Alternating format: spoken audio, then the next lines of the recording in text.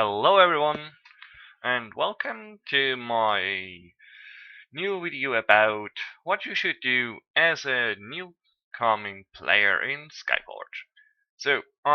Let's get you to speed. Maybe you are a returner, maybe you are a totally new player, it doesn't matter. I will tell you exactly what should be your first steps to do.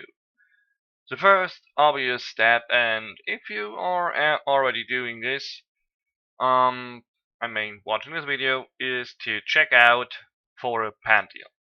What are pantheons? Pantheons are actually the guilds of Skyforge, and they're important to you in many ways. But the most important reason to join a pantheon is that you get into the academy and get some free stuff, and on the other side, you get um, the possibility to connect to people that can help you progress at some points where you really need help. For those you maybe heard things like you can't progress without help or whatever, that isn't true. You can actually progress through everything without any help. But the thing is, with help of your pantheon, you can do stuff way faster, and this is important. So when you start the game, the first thing will be shown like a cutscene and whatever, and at some time you will land here in the observatory, the basic station where you pick missions and access menus. I'm actually on my twink at the moment, or alternative character, whatever you prefer as term. The thing is, I'm here to show you on a really new made character what you should think of doing first. First things first. When you start, there will not be much menus at the start. You will just have the campaign menu with the provinces, and this is where you start. You start with this mission, this, and so on. And along this golden path, you get rewards for progressing. You unlock your class temples, and you unlock your bastions. This is the first point to take note of. The bastions are here for unlocking symbols. Symbols are like passive abilities that allow you to do some stuff in the game. What exactly they do, we will cover in a different video, but at the moment, just make sure that you at least unlock the first symbol of every bastion you encounter. It will make your progress into the further tutorial missions way easier. So, as you see, the fast goes along many provinces and many class temples and whatever. Um, when you reach about the end of Glyceria, you will have a power level of about 30. And things will get messy, because here at this point, you're already facing enemies that are level 35 or 40. And this gets up to the last level where this is, and you face enemies level 55. The thing is, you can't progress without help now. You can just go to your capital and you can, for example, do rituals to get new followers. You can use your dropped knowledge of enemies to progress your tower, and you can use materials for the stronghold when you happen to get some. This all will push your rank up, and at a certain point you can then do the missions. Of course, it takes some skill and training to do some missions because you need to learn the boss pattern, but whatever. If you want a fast progress, I would say at around this point when you're finishing the Donor's camp, or even at that point, you can ask your Pantheon people to help you through these missions. Because until you are hitting this province, you are solo. Basically, because you got quests that ask you to do something solo. But when you're done here, I mean with the Arterian Mountains, and you are here, you can ask your Pantheon to help you get through these points. When you are hitting this point down here, you are facing Thanatos' ship. Thanatos' ship is the instance that will unlock the rest of the game for you. And this is why I stress this out. Many people say, stay low level, don't do too much, it will get too hard, and whatever. And, well, they have a point in that the game really starts there. Like, you can't really compare the game when you do this tutorial stuff on the Golden Fast to what you will do later. As you may be seen from advertisers or whatever, or remember from times before, you can become a god in this game. And beating this stuff is basically what you need to do to become a god. But with becoming a god, things change. Like, when you now go for a mission, I will not do any directive now for a single, but I will show you something. When you go to a mission, we will just pick randomly, let's say we go for Tornus Camp. Yeah, let's go that. So, you see, there are different difficulty levels. You have the warm-up level. Sounds really cozy, doesn't it? But it isn't at all. But you have a certain mark here that shows a mark up. This means if you enter this, you will get scaled up. What this means is, let's check again for my stats. I'm a player with not much done now on this character. I got a legendary weapon on occasion because Pack dropped it and I bought it for $5. But this isn't the point. You can do it without. Can still go for something different. But the thing is, I just wear the generation 20 items, and I have my might to, well, you can see it 155,000 and somewhat, and I have 4.4 million HP. When I now enter the adventure, like Tornus Camp on warm up, we go in.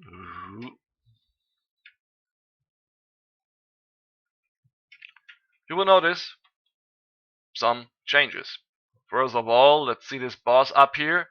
It's level 250. Didn't I? Wait a minute. Am I not level 180? And how does it work? Well, like I said, you get scaled up. As you can see, my HP is now 16 million, not 4.4. And also my might got raised to double the amount.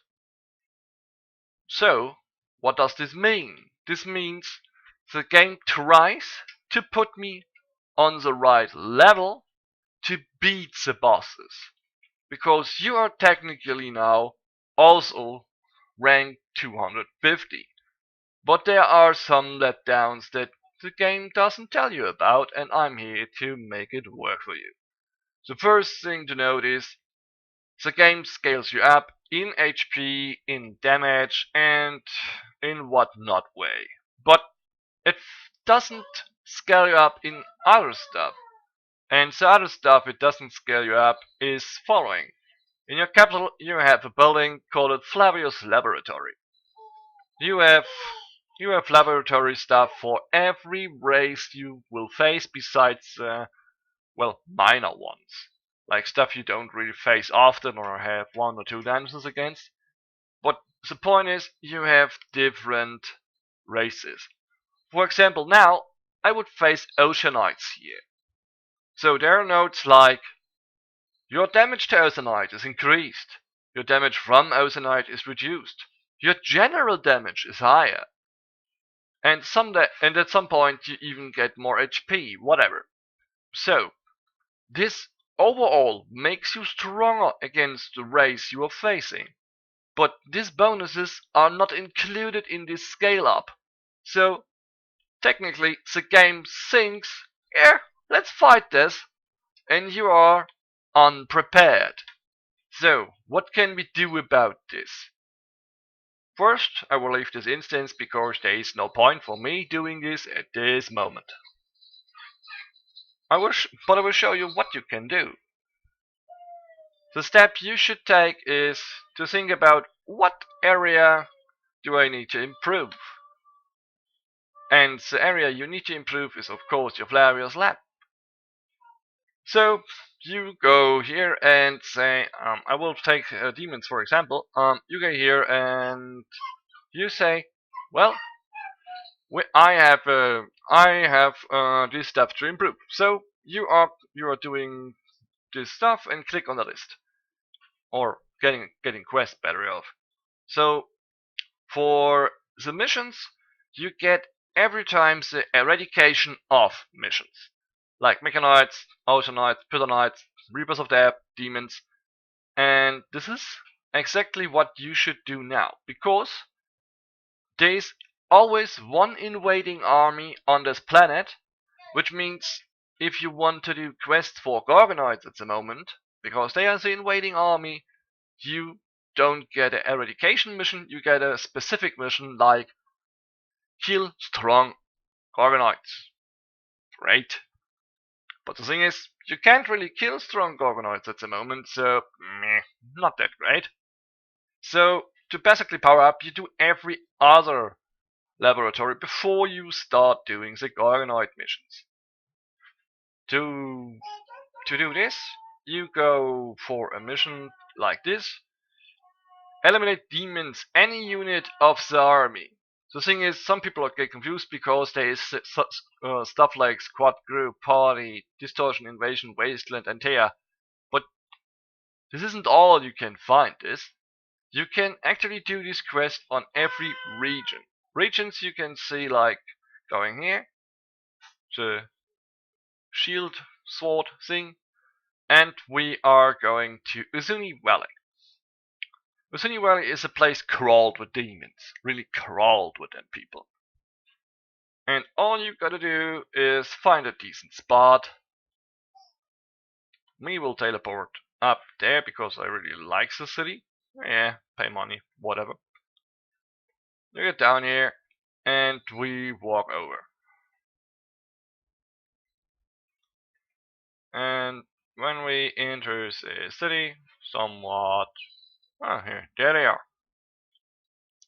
Remember, I had quest progress on this eradication mission for the Flavius laboratory, and on Demon it's 19% at the moment.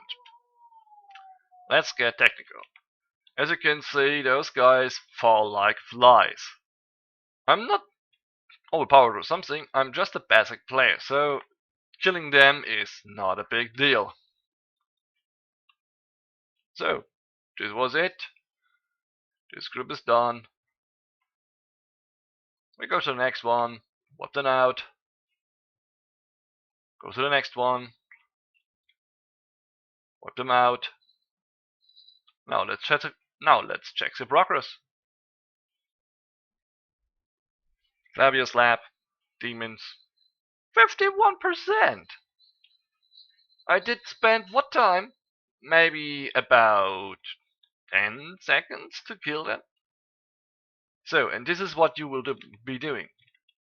You will now go there and kill demons, or whatever race you see fitting, for your laboratory. When you do this, you get progress on your quest to unlock the bonuses against the races, and this is the first stuff you should do. Don't mind my son in the background. You are doing this, and when we are done, we get a progress for the quest. I will just try to get it done to show you what comes next. So there is eradication of demons. Quest is done. I can now press F To unlock a bonus, I unlock a new ability. New ability, protection against demons. Less damage. Take it, receive new quest. And the new quest is exactly the same as before, eradicate demons. So as you can see, it's very fast to actually progress on this. And this is why I say it's the first stuff to do, because it's really easy to do it. You just do it one race after another. Start with whatever you want and do it. If you're starting recently, and we are talking about September of 2090, you should start with demons, because demons will be the next big stuff that is hitting the server, and if you are prepared with a fully flagged demon laboratory, you have a certain advantage. So I would go for that. So what is the next step you should looking for? The next step as a new player is, of course, you have no gear. Like you, oh wait, ambush, no. You have no gear. So how do we tackle this point? As you can see, there is eight gear slots, and you should aim to get at least blue or purple items. Why should you do it? Well, purple items compared to blue stuff have 3 key stats, and this is important. Why is it important? Well, as I said before, the dungeon tries to scale you up, but doesn't change any passive stuff you have. So, and this is the problem. Your gear just doesn't need to be extremely high or whatever. If you can't hit a base rank, like this one, the orange one, if you can't hit a base rank of about 250 or 260 in the next invasion, you won't be surpassing the warm-up difficulty. So it doesn't make a difference for you. You will always be on the same power level. So aiming for higher gear or upgrading integrity isn't necessary. But what is necessary is that you aim to get good stats on this. At the moment my stats are somewhat mediocre. I still have to put work in them, but you need to know that your stats are the most important stuff you have on your gear. Like when you face enemies in the warm-up difficulty, you need a good crit chance. You need armor fracture, main damage, crit bonus, damage to lead, and so on, and your build can't be messed up. If it's messed up, you will face extremely difficulties. So how do we tackle this? First of all, I told you joining a pantheon is extremely important. Well, the important step is that your part that your that your that your pantheon can help you with this stuff. The party missions. The party the party missions are the operations like Isabella, Medea, Ophelia, and those things drop amulets, rings, rubies, sapphires, emeralds, and topaz. So, this is 6 out of 8 pieces that you can get. Your pantheon should have no problem to run those, so ask them to give you a ride through this. Loot from the bosses and you get your gear purple quality. This is the first step on achieving victory, because now you have the gear at purple and 3 stats. But of course, gear drop is random. So, what do we do about this randomness? About the randomness, we can do the following thing. We press B, go to our bag, and go to the item upgrades. So here you can see you have the different items you have in your bag or equipped.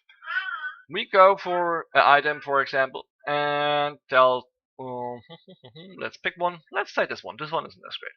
So you have different steps to do. You can upgrade the integrity with this button. You spend credits and you spend matter. Matter is obtained by destroying items you drop and loot. But I wouldn't do this, not like at all. Your integrity is totally not your problem. The first thing you need to do is go for modification. Modification uses the stats your item currently has. So, if you see down there, there is a cost down there. This is the cost to randomly roll every stat on the gear. Like when I now click on this, you see I get new stats. For example, I get crit damage instead of damage bone instead of crit chance. I get damage bonus from symbols for divine weapon cooldown, and I get main damage again, but a higher value. So you can do this. I will keep my old stats though. So you have seen I have deducted 20k for this. So what do we do now? You don't just roll randomly. If you have stats you want to keep, like I would like to keep my crit chance and my main bonus, I click this and there's a lock on it. If I now would roll, those stats would stay exactly as they are and the rest would be changed. The more locks you set, the more it costs. And this is also the reason why you don't spend money anywhere else until your gear is somewhat good. Your Pantheon can tell you what stats you should aim for, and this will be your goal for the first time. Why shouldn't we invest money or resources at all? I will tell you. The first thing is, you are a new player, you get catch-up bonuses. You can go with your Pantheon and whatnot to finish your directives. Don't be afraid to ask, so most people need to run it anyway and have no problem to take someone with them. So, you can get stuff like this. This is special military development project. There are two different types, one for Stronghold and one for your Tower of Knowledge, and everything will improve you vastly. Like when I get this, I get 500 resources for my fortress. When I get some stuff for my Tower of Knowledge, I get 5 ranks for the Tower of Knowledge, and so on. Also, you can get followers for your cathedral by 1,000. So you don't need to spend your knowledge of enemies. You don't need to spend your credits on on rituals or whatever. Don't do it. The only thing you can spend is resources for the stronghold, because it can help you improve further, and there is no reason to save it besides unlocking new levels. What this gives is more might. The more might you get, the higher your rank is, the more you can progress, and so on. This is what your first steps in this game are. Farming regions, finish labs, get gear, roll the gear. Thank you for listening.